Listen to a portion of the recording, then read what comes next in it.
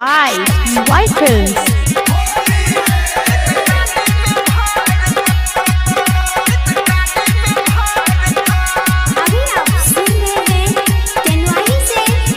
Mixing master Manishankar जी यादव।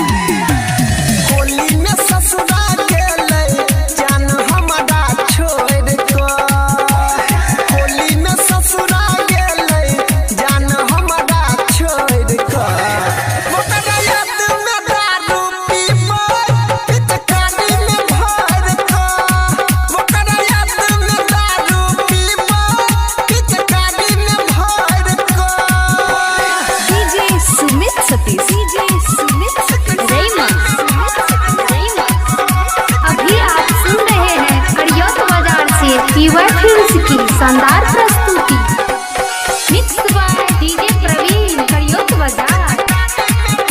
अगर आप भी चाहती है तो मणिशंकर चैनल को सब्सक्राइब जरूर करें और साथ में बेल आइकन दबाना ना भूलें।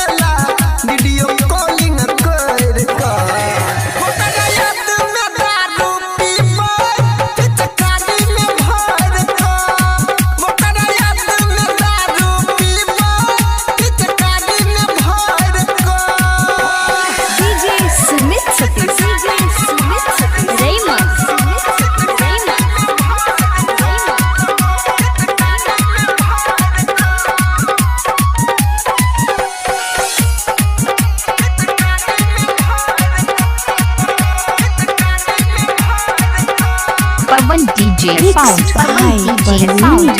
DJ sound.